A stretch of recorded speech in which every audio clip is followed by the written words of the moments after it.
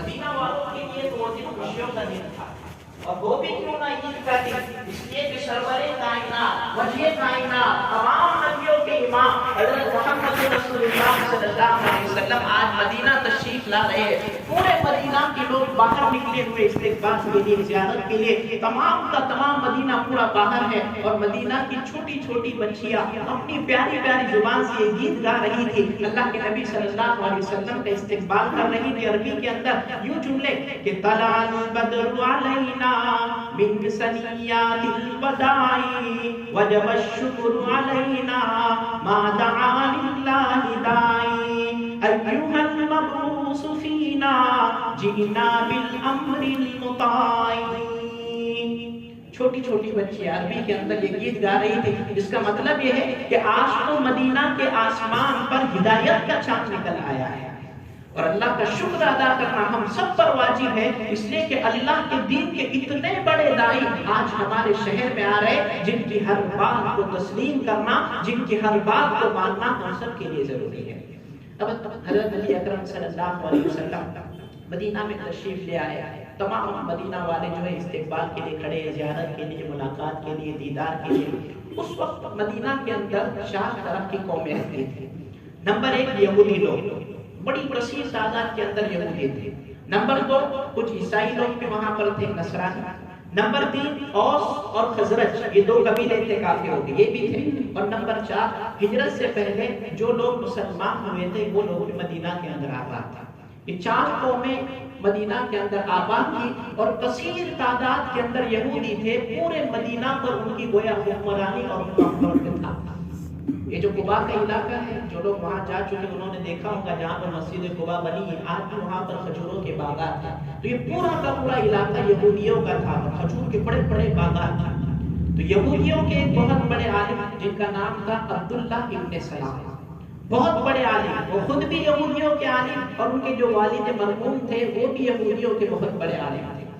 وہ اس وقت اپنے باغ میں کھجور کے درخت پر چڑھے ہوئے تھے کھجور توڑنے کے لیے۔ تو وہاں سے کوئی یہودی گزرا، ان کا شاگرد یا مرید ہوگا، اس نے نیچے سے آواز لگائی، یا شیخ ما تفعل، حضرت کیا کر رہے ہو آپ کھجور کے اوپر؟ تو کہا کھجوریں توڑ رہا ہوں۔ تو کہا آپ کو پتا نہیں کہ آج آخری نبی مدینہ کے اندر آ گئے؟ تو اتنے خوش ہوئے عبداللہ ابن سلام کہ اچھا آخری نبی آ گئے، تو خوشی کے مارے درخت سے چھلانگ لگا دی، نیچے اتر گئے۔ اس لیے کہ اترنے میں وقت لگتا ہے، لیکن خوشی اتنی زیادہ ہوئی نبی کی آمد پر کہ فوراً نیچے کودی مار دی۔ وہاں پر ان کی پھوپھی جان کھڑی ہوئی کہ انہوں نے کہا کہ عبداللہ ایسا معلوم ہوتا ہے جیسے حضرت موسیٰ کی قبر سے اٹھ کر آ گئے، تم اتنا خوش ہو رہے ہو۔ تو اس پر حضرت عبداللہ ابن سلام نے کہا کہ پھوپھی جان، جس نبی کی بات میں کر رہا ہوں اگر واقعتاً یہ اللہ کے آخری نبی ہے تو یہ صرف میرے نہیں بلکہ حضرت موسیٰ علیہ السلام کے بھی نبی ہیں۔ اب دوڑے اور پہنچے وہاں پر، جہاں پر نبی اکرم صلی اللہ علیہ وسلم تشریف فرما تھا۔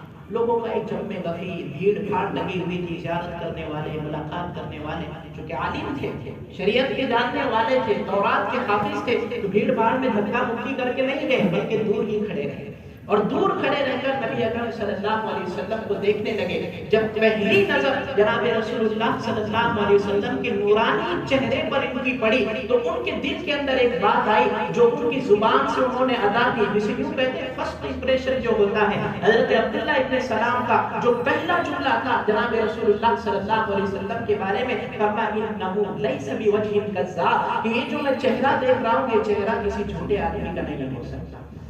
حالانکہ ابھی کون ہے؟ یہودی ہے، یہودیوں کے بہت بڑے عالم ہیں، لیکن صرف نبی کے چہرے کا اثر اتنا پڑا کہ فوراً اقرار کر لیا کہ یہ کوئی جھوٹا آدمی نہیں ہو سکتا۔ اب کھڑے ہیں وہاں پر، جب بھیڑ ذرا کم ہوئی تو پھر آگے بڑے ذرا سنو تو صحیح کہ اللہ کے نبی صلی اللہ علیہ وسلم کیا کہتے ہیں۔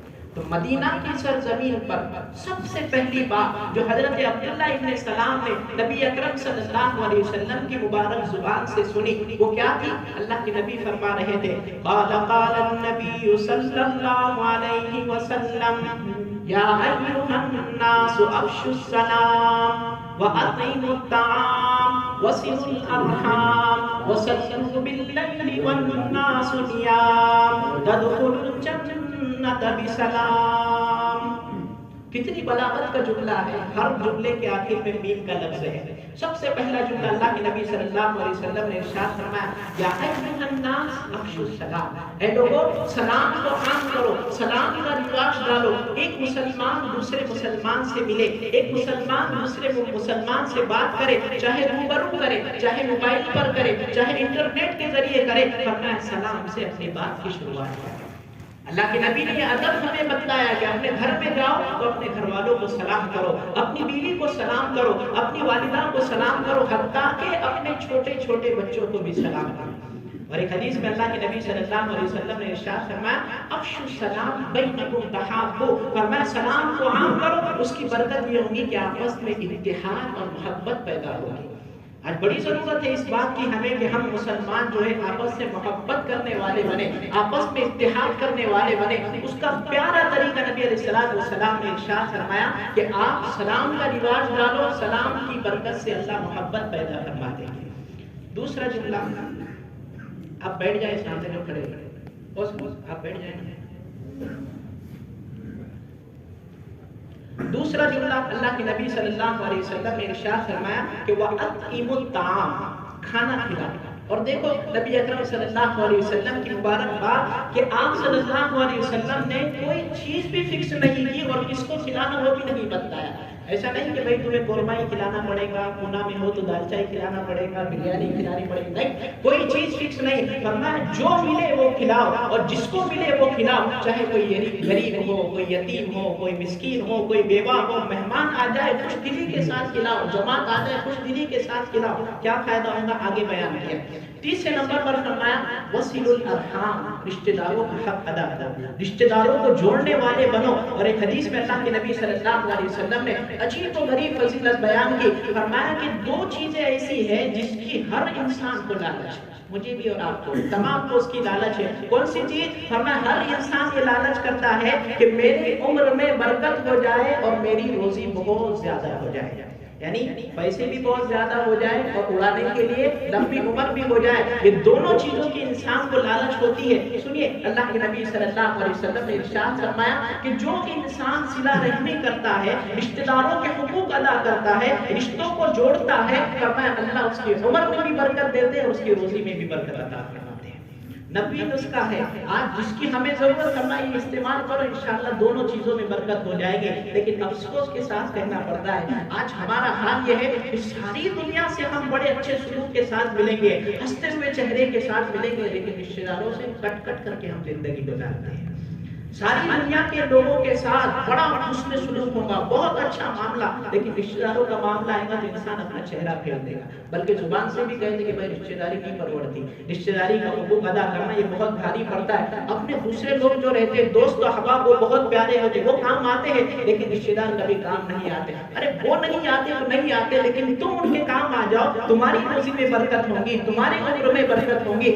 سنیے اللہ کے نبی صلی اللہ علیہ وسلم نے فضیلت بیان کی، عالمگیر کے اندر مسئلہ لکھا ہوا ہے کہ رشتہ داروں کے حقوق ادا کرنے پر اللہ دنیا میں بھی ثواب عطا فرماتے ہیں، آخرت میں بھی۔ جیسے کوئی آدمی کسی اجنبی غریب آدمی کو صدقہ دیتا ہے، زکات دیتا ہے، اور وہی آدمی اپنے رشتہ دار غریب کو صدقہ دیتا ہے، تو اپنے رشتہ دار غریب کو صدقہ اور زکات دینے کا ڈبل ثواب اللہ اس کو عطا فرمائے گا۔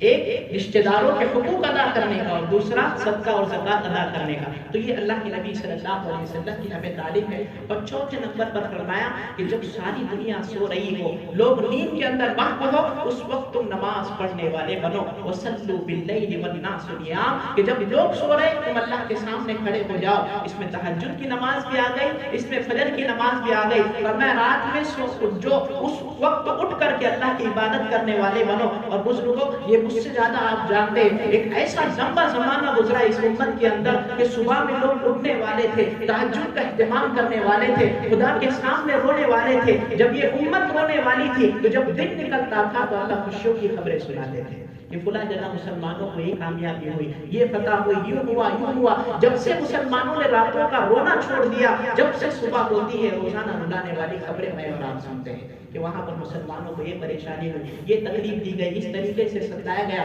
تو سنو اللہ کے نبی صلی اللہ علیہ وسلم نے ارشاد فرمایا کہ راتوں میں اٹھ کر اللہ کے کے سامنے رونے والے بنو۔ فرمایا جو آدمی یہ 4 کام کرے گا، سلام کو عام کرے گا، لوگوں کو کھانا کھلائے گا، نمبر 3 صلہ رحمی کرے گا، نمبر 4 راتوں کو نماز پڑھنے والا بنے گا، اللہ کے نبی فرماتے تدخل الجنت بسلام، سلامتی کے ساتھ جنت میں پہنچ جاؤ گے۔ جنت میں تو ہر ایک کو جانا ہے، تو اللہ کے نبی صلی اللہ علیہ وسلم کی ان 4 باتوں پر عمل کرے تو انشاءاللہ جنت میں پہنچ جائے گا۔ اب حضرت عبداللہ ابن سلام رضی اللہ تعالیٰ عنہ نبی اکرم صلی اللہ علیہ وسلم کے قریب آئے اور قریب آ کر کے ملاقات کی اور آ کر کے کہا کہ حضرت میں ایمان لانا چاہتا ہوں، ایمان میں لانا چاہتا ہوں، لیکن اس سے پہلے میں آپ کا امتحان لوں گا، اس لیے کہ بڑے ماہر تھے شریعت کے، تورات کے حافظ تھے، کوئی معمولی بات نہیں تورات کا حافظ بننا، تو اتنے بڑے عالم کہا میں آپ کا امتحان لوں گا اور امتحان کی شکل یہ ہوگی کہ 3 سوال میں آپ سے کروں گا، اور ساتھ میں یوں بھی کہا کہ ان میرے 3 سوالوں کا جواب وہی شخص دے سکتا ہے جو اللہ کا نبی ہو، جو نبی نہیں ہوگا وہ اس کا جواب بھی نہیں دے سکتا۔ حضرت عبداللہ ابن سلام رضی اللہ تعالیٰ نے 3 سوال کیے، اس کا وقت اجازت نہیں دیتا کہ میں بیان کروں، 3 سوال کیے، اللہ کے نبی صلی اللہ علیہ وسلم نے فرمایا قسم خدا کی مجھے یہ سوالوں کے جواب معلوم نہیں تھے، لیکن ابھی جبرائیل امین نے مجھے آ کر کے بتلایا، تینوں سوالوں کے جواب اللہ کے نبی صلی اللہ علیہ وسلم نے ان کو دے دیے۔ جب سوالوں کے جواب مل گئے تو کھڑے ہوئے اور سب کے سامنے کہا اشہد ان لا الہ الا اللہ واشہد انک محمدا عبدہ ورسولہ، کہ میں گواہی دیتا ہوں کہ آپ اللہ کے نبی ہیں، سچے رسول ہیں، میں آپ کے نام پر ایمان قبول کر لیتا ہوں۔ اندازہ لگا اتنا بڑا یہودی عالم، اتنا دبدبے والا، اتنا رعب والا کہ جس کو ساری یہودی قوم تسلیم کرتی ہے، وہ جب ایمان لے آئے تو اللہ کے نبی صلی اللہ علیہ وسلم کو اور حضرات صحابہ کرام کو کتنی خوشی ہوگی ہم سوچ بھی نہیں سکتے۔ وہی عبداللہ ابن سلام رضی اللہ تعالیٰ جب ایمان میں داخل ہوئے تو انہوں نے اپنی 2 باتیں رکھی، فرمایا حضور میری 2 باتیں ہیں، میں ایمان تو لا چکا ہوں لیکن 2 چھوٹی چھوٹی باتیں آپ کو میری چلانی پڑے گی۔ کہا کیا بات ہے؟ کہا صرف مختصر سی 2 بات ہے، آپ اسے چلا لو، میں ایمان مضبوطی کے ساتھ عمل کرنے والا بنوں گا۔ بتاؤ کون سی بات ہے؟ انہوں نے سب سے پہلی بات کہی کہ دیکھو اسلام کے اندر جمعہ بہت افضل ہے، کہ مسلمان جمعہ کی عبادت کو بہت اہتمام کرتے، پورے ہفتے نماز پڑھے نہیں پڑھے لیکن جمعہ کی نماز کا بہت اہتمام کرتے، تو یہ عبادتوں کا اہتمام جمعہ کا ہوتا ہے، مسلمان جمعہ کا اہتمام کرتے۔ نمبر 2 نصرانی یہ اتوار کا اہتمام کرتے، نمبر 3 یہودی یہ شنیچر کا اہتمام کرتے۔ تو کہا میں یہودی تھا، میں جمعہ کا بھی اہتمام کروں گا، خوب عبادت کروں گا، لیکن ساتھ میں شنیچر کا بھی تھوڑا احترام باقی رکھوں گا۔ ایک بات ہو گئی۔